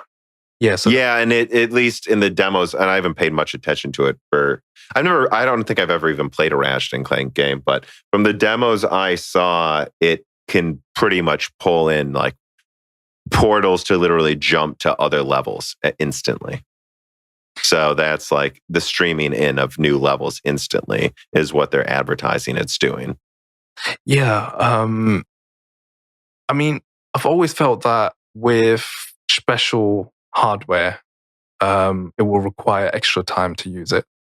So, like I know loads of people have bought the PlayStation 5 because of the SSD, but I'm quite interested to find out when we will actually see those type of games. Well, that one comes out in, I believe, June. In June. So that will be the first one. Yeah. Okay. Like on PC side of things, like one thing I've noticed is as we're moving away from SLC and MLC SSDs now, and TLC has become kind of like the norm, like triple layer cells. Isn't it like is it triple or trinary or something like that. And 3 is with the T stands for versus 2 per. Yeah. I was really surprised when I found out that Intel won't be making any more Optane drives. Just around that time. Well, if you listen to the Dave Eggleston episode from like a month ago, you'll hear why. I mean, they were just not being used properly. They were basically putting something that almost needs upcoming CXL to be used properly in SATA drives. It's just completely wasting its potential outside of a few really niche use cases. Yeah, like I've just kind of like seen some benchmarks where with Threadripper especially, like a regular SSD would just kind of really struggle to keep up. And in which case, like they recommend to use Intel Optane. So when I started looking at it recently, I noticed that they won't be making it anymore, which is quite disappointing. But I think Intel, again, as I covered in that Dave Eggleston, or was covered by him really, in that Dave Eggleston episode, he talks about how the only reason they were putting Optane on these, let's just be honest, slower interfaces is because they needed to sell something. And that no gamers were going to buy DIMM sticks of Optane because it wouldn't run well. So they just put them in anything they could, sold them probably for about half as much as it cost them to make them, just to get volume going. And I do find that interesting that they said to use Optane with Threadripper. That must have been, whatever it was, a niche application then. Yeah, it was just kind of like loads of different threads accessing the SSD at the same time. And I think it was like after you go past 32 cores, you definitely need something a bit more than a regular consumer level SSD. Well, so to bring it back to his question, though, I think the answer is there, and I'm just going to say it, I really do think there will just be some games that aren't easily run on another device that maybe the PS5 can run, but that's going to be like a handful of titles. So if we were to divide the types of games that get, shall we say, benefits from this magical SSD, the first tier is games that if you really program to the metal, I think can only be run on that console for a few years. But then there's a second tier that can get big benefits and Well, it might require less money to make a piece of silicon that has these dedicated components for streaming assets. It can certainly be done elsewhere, right? And I think the Unreal Engine 5 demo demonstrated, and they talked about how it could be run on a PC with a PCIe Gen 4 device. It might require more expensive hardware than otherwise on a console built around doing this only for gaming and efficiently, but it's still doable. So like when I look at this person's question and he's worried about, his 5900X in NVMe drives and RAID being able to run these games, I would say even this tier 2 is going to run fine, because even if it theoretically can't stream in assets as efficiently, you've also just got more bandwidth and more RAM. Like total in your PC, I'm assuming you have double the RAM the console has at least, meaning that, well, it may not be as efficient. It can easily just brute force the same game, right? Like it's just a stronger device, so it may not be as efficient at streaming assets, but it can also render more assets at once. Yeah, I think in a nutshell, I don't think he has to worry about anything for the time being. Just and like, yeah, so Ratchet and Clank won't be on PC. Like, yep. But I wouldn't worry too much about a lot of the other games yet, and I think that a lot of people see that and they go, that's crazy. But this was true before, guys. This was true before. You had a generation where with the 360, it went to a 6-thread CPU. Most gaming PCs in 2006 were dual cores, and some of the game ports back then from console to PC ran badly because of bad porting. Some of them needed more than 2 cores, but most of the dual cores were stronger than each individual core in the consoles. So that's how you made up for it, through brute force. And over time, it just wasn't a factor. It's just the same story again, except now with storage. You're just going to have a stronger CPU and graphics card with more RAM to render more things at once, because it's not as efficiently streaming in things. Theoretically, to be fair, Sony hasn't proven anything yet. Yeah, I mean, right? Even so that's why I have to say it's still theoretical, though. Exactly. Even if it was an issue for like PC, I think within 2 years it would have probably caught up with PlayStation 5 on every level. This is built to be like a right, and that's why I tell people don't worry about buying a Threadripper 32 core to make up for the fact that the Xbox Series X and PS5 have these co-processors that make it the equivalent of more Zen 2 cores. It's like, yeah, but the games on PC don't need that many cores yet. When they do, there will be cheaper multi-cores that you can buy. And by then, we'll probably have direct storage in like 2 years, maybe. And at that point, you can just use the graphics card to offload some of that I/O bottleneck. I've actually talked to a couple developers about the direct storage thing, and I expected some of them to say it can't possibly work as well as what the consoles can do, but what they basically said is at certain tasks it will work just as well. So direct storage should allow instant load times theoretically, or pretty close to what the consoles are supposed. Again, the consoles aren't really instant yet, so it's theoretical. But if the consoles do get to these, like, at least the PS5, if it gets to, let's say, 2-second load times, direct storage, assuming your device is fast enough and you have enough cores, should be able to do the same. However, it doesn't have the I/O controllers, so it will just load up those cores, right? And I even see that now loading some pretty big games like Division 2, where I have a Gen 4 SSD, and it will get 100% CPU usage on my 3950X while loading. So already you can see it's just kind of brute forcing the problem.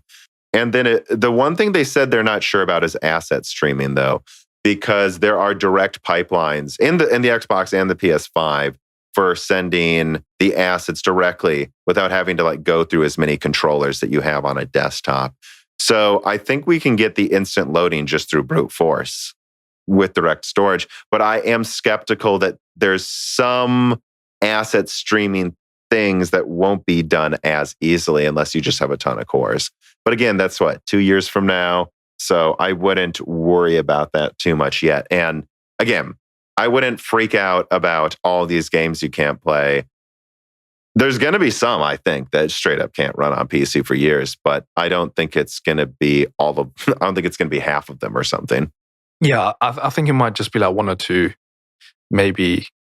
In the next 2 years. Yeah. Yeah. Mia writes in and says, what do you do on the operating system level? Do you run Linux with the low latency or real-time kernels or real-time OS? Are there any challenges programming for soft real-time environments besides just optimizing for latency? So at the moment, we have a tuned standard Red Hat OS. And basically, we just tune for power management to get the maximum performance. So we disable all power states, just making sure that the CPU doesn't power down. And like one of the main things that we do is core isolation and thread pinning. And this is mainly just to avoid the application threads to prevent doing like context switching, which is quite expensive. And then we also kind of like do some form of analysis using the perf utility. And then we look at things like cache misses. But going further than that, I think we would first look at upgrading our hardware because of like the amount of applications that we run on that server. Doing too many kind of like modifications to the OS might have a detrimental effect. So by going real time and having too many applications running on a server, you're bound to have one thread that might not get all the processing kind of like resources that it needs. Okay. Then I have one more reader mail here. Sigurd Musten Jaeger Nielsen. It's four people almost asking a question based on how long that name is. Asks, what do you do regarding ISPs? How do you choose them, and in what way can they be a bottleneck to you? Yeah. So the main kind of like consideration is we always deal with co-location and dedicated cross connects.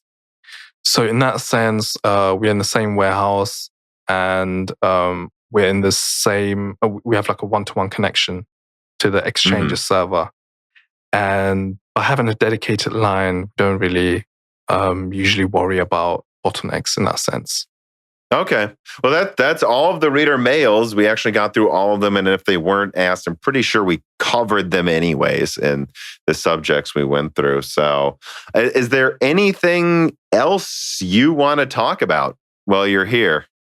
I think we covered it with the SSDs. So that was like one of my questions and something that I want to talk to you about.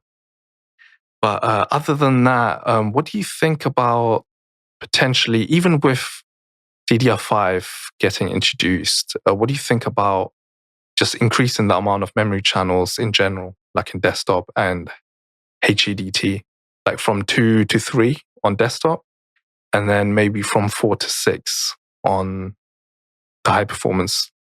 So I'm not going to speak for server. You know, you see all types of interesting things being proposed. Like I think Sapphire Rapids just going to have, from Intel's going to have a lot of channels, you know, and I think there's the will for that in server. You know, we'll pay for it, make it as big as possible. We just want the most performance for the best efficiency and the smallest space. They'll go for it.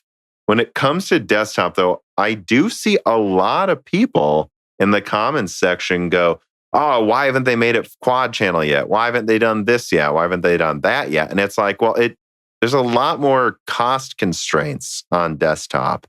And at least for now, AMD's managed to scale up to 16 cores with just 2 memory channels, you know, and it doesn't really seem bottlenecked. It seems fine with just 2 channels, despite being. And so what I would say is, could they go to quad channel memory for AM5, right? For example, for Zen 4. Maybe, but they're also going to have DDR5 for Zen 4. And if they're only going to like 24 cores, which is what I believe I've been communicating roughly for the past year, since my first Zen 4 leak in that AM domination video, I think DDR5 might cover it. As you've already discussed, it effectively has more memory channels and less sticks. So I don't know. I think it's all balancing cost. When it comes to server, do what you got to do. But when it comes to desktop, I think there's an honest question to be asked of, do you need more than 16 cores now? And I'm not saying there shouldn't be, but if I were AMD, I would, if I were designing Zen 4, I would be hammering the IPC in low latency much harder than adding more cores. I would add more cores because people expect it. People want more cores when there's a big new generation. That's what they expect out of a new Zen architecture, I think. Besides Zen 3, but I mean, I would argue Zen 3 was a bigger deal for gaming and even a lot of non-gaming things than Zen 2, because most people don't need more than 8 cores. So I guess that's kind of my answer of, instead of adding more memory channels to AM5, I would just, go to maybe 20, 24 cores, increase IPC as much as possible and make it more efficient. And then focus on telling people, buy Threadripper if you want the more memory channels. So I guess that's what I would say is, I'm not sure they need more than 2 memory channels for AM5. And I certainly don't think they should go above 4.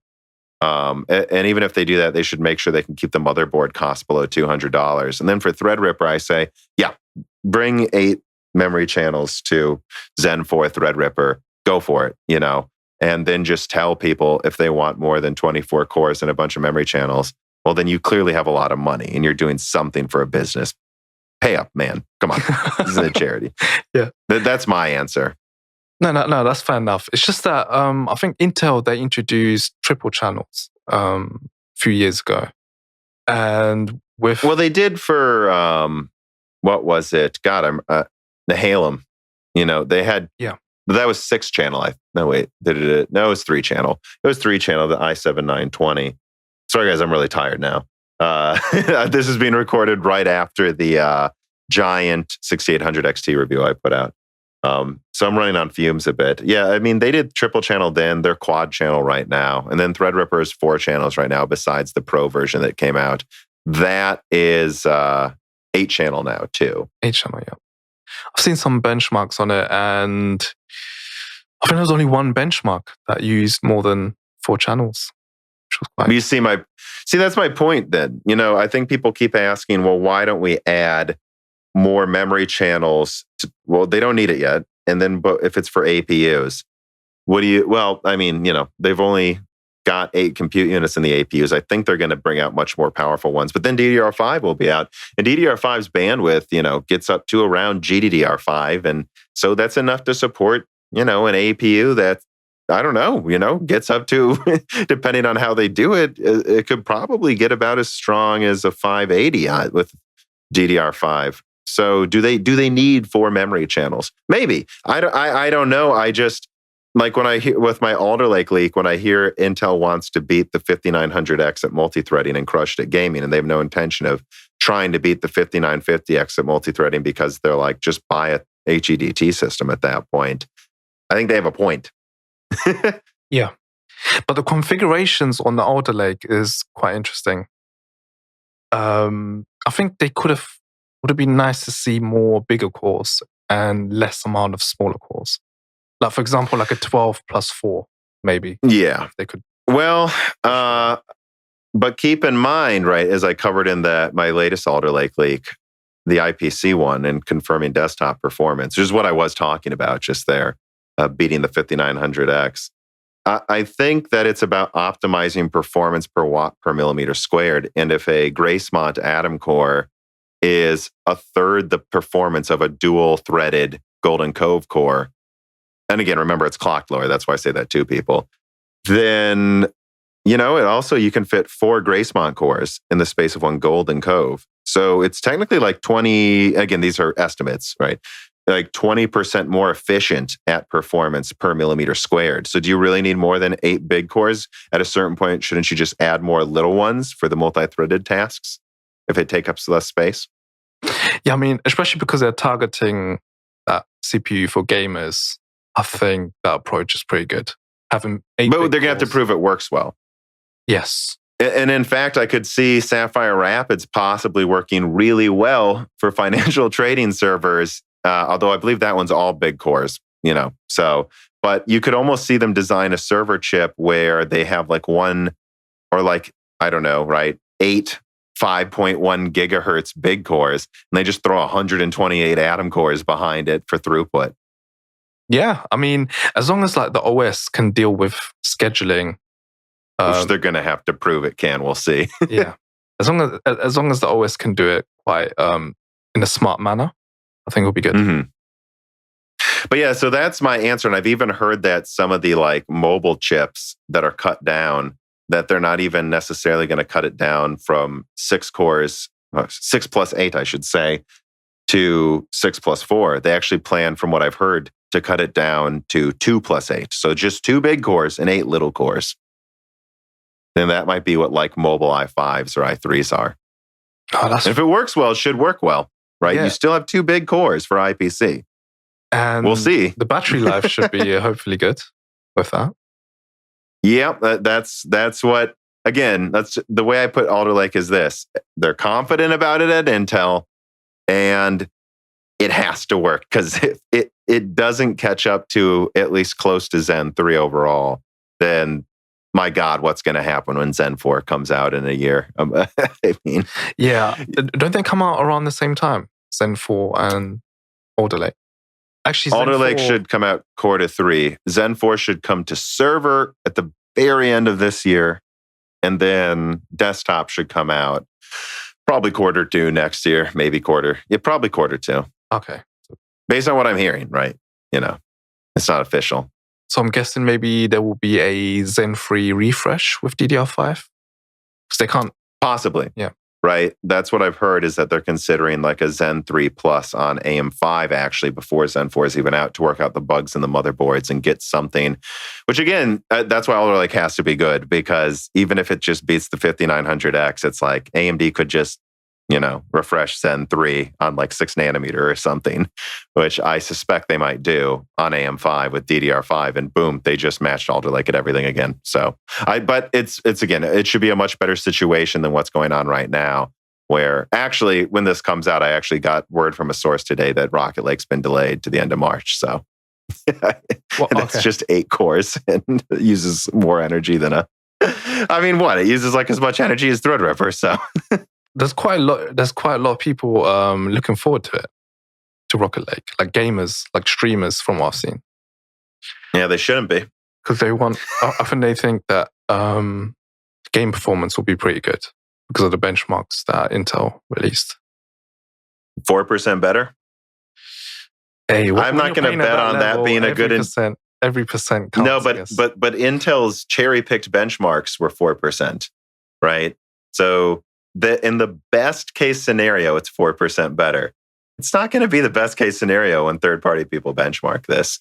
If you were a streamer, I would recommend you just buy Zen 3 now if you can get a hold of it, because Rocket Lake will not be more than like a low single-digit percentage point better. And a lot of leaked benchmarks have shown that it's actually weaker, which someone at Intel told me it is. So, so I don't recommend it. I don't recommend waiting for Rocket Lake. That's the way I'll put it. If it was priced right, everything's good at a good price. I would not recommend waiting for it, because I don't think it's going to bring anything new to the table. Yeah. I mean, at this point... So maybe working USB ports, apparently. Zen has a problem with that, I've heard.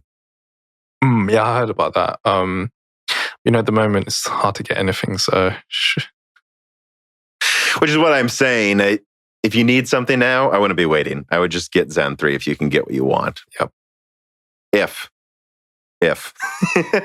It's a big if. Big if, yeah. All right. You've gotten your little free questions from me in. But yeah, that is what I think about those subjects. And like I said, I am running on fumes. So I think that should just about do it then. I want to thank you for coming on the program. You're remaining anonymous, so I assume you don't have anything to plug, right? No, I'm not on any social media anyway. So okay. Well, I really appreciate you coming on to again be another one of those guests that expands the understanding of what a lot of this hardware is used for. And as usual, I think you had some interesting things to say about gaming, hardware, and development from the perspective of someone who's, not making it, but touches similar things to what, games touch. And I guess to everyone listening, thanks for listening. Yep. Thank you so much for having me on. Mm-hmm. The following podcast was brought to you by the YouTube channel and website Moore's Law is Dead. Moore's Law is Dead and Broken Silicon are trademarks of their creator, Tom. That guy is me, and I am indeed the creator, editor, writer, and showrunner of Moore's Law is Dead podcasts, videos, articles, and other media. However, Moore's Law is Dead is a team, with Broken Silicon co-hosted by my brother, Dan, audio editing by Gerard Cortez, and select technical editing by Carbon Cry. You can find all of our information, including how to get a hold of us, at www.mooreslawsdead.com. And if you are a fan and would like to send mail or other hardware, please mail parcels to Moore's Law is Dead, P.O. Box 10468, Peoria, Illinois 61612. And speaking of fans, without exaggeration, the patrons are responsible for the continued distribution of the content you just listened to. And so if you have some extra money, but only if you do, please consider supporting us. For just $2 a month, you get access to the exclusive podcast Die Shrink, voting on subjects of future podcast episodes, the ability to have your questions read aloud on Broken Silicon, Die Shrink, and Loose Ends, and of course, the Moore's Law is Dead Discord full of like-minded people who would love to meet you. I am one of them. And at higher tiers, you get access to ad-free episodes of Broken Silicon, the back catalog of Flyover States podcast, thanks in the credits of videos and podcasts, and other perks as well. And if you cannot afford to support us, please just share Moore's Law is Dead videos and podcasts with friends and family on social media and Reddit. And give Broken Silicon and Flyover States a 5-star review on Apple Podcasts. All of this really does help so much more than I think anyone realizes. If you'd like to advertise on the podcast or a person of interest who would like to be a guest, please reach out to the email address mlhbdead@gmail.com. But as I said, this podcast would not be possible without its fans supporting it. And so now it is time to give a personal thanks to the greatest of the fans. The following supporters are at the 10 gigahertz or higher producer levels. Matthew McMullen, Telos, GUK, Benny Berlin, Justin Yant, Thomas Rupp, I Love You, Lynn and Jim, Ivan K, Tom Bailey, Mohammed Al-Kawari, Frederick Lau, James Krasa, Justin Parrish, Zachary Martin, Terrence Herod, Brad Bedlin, Phil S, Courtney Elliott, The Ninth Dude, Greg Renegard, Josh Law, JBG, Travis Gooding, The Mechanical Philosopher, Lebo King Kilo, Fatboy Desaru, Daniel Hyde, Bert Garcia, Tara Reed, Jack O'Neill, Matt Salem, Aaron Close, Juan Garcia, Sean Balmer, My Name is Nobody, Robert, Alethros, Telos, Hey There's a Kitty, Greg T. Wanchik, Ivan 214, John Jameson, Benjamin Cannon, Matthew Lane, Divider Symbol, Jan Rauner, Robert Duck, Street of Full, Ali Robertson, Eric Jackson, Jonathan, Patrick Groh, Evan Dingle, Dominique Cox, Stefan, Original Ross, HeartForum.com, Sam MacArthur, Total Silo, Sol Connor, Michael Costa, Andrew S. Blake, Aaron Keith, Kerry Baldino, Endless Logins, Tom Sanfilippo, Justice Brennan, Viking R, Trevor Power, Stuart Lennian, Nanian, Daniel Nishbal, Franco Frederic, Hardware Numbers, Alex Carasteel, Dark Rain 2049, Leighton Perry, Joseph Kierman, Carlos Valdez, Carnivore Bear, Luca, Saber Z. Burr, Zlicky, Martin Porshegi, David Cowden, Ricky Tan, Garanadin, Patrick JS, Justin Staples, Freddie Canoes Jr., Christopher Foster, Kiwi Phil, Dahoo Hoo, Sarah Light, Anthony Gareffa, Matthew Griffin, Alex, Joseph Loria, Louise Correa, Deke, Cheesy Ramen, Raul Abineni, Tim Robbins, Jake Dude 23, Brian Riggleman, Chris Williams, Ryan Deniscu, Dave McCoy, Valco Malev, Gabe Langner, Paul P., Maureen Svensson, Andrew, Thomas Summers, Maurice Courtois, Matthew J. Ling, Scott Ruff Schneider, Mai Sharona, Aaron, Roman, Jacob Stankowitz, Jack Tim, Wakir Khan, Eshil Dar Epstein, Stefan Hart, Christopher A. Butler, Greg, Peter Moore, Chris Licata, Justin Thomas, Sam Miller, Sammy Malas, Kevin Chen, Shakir, Nick Rakin, Holden Mobley, Matthew Lazier, Arpit Sharma, Meat and Pork, Jimmy and G, Mads Beachhorn, Benjamin O'Schlee, and Greg Pataki. And of course, thank you to Sahara for the music.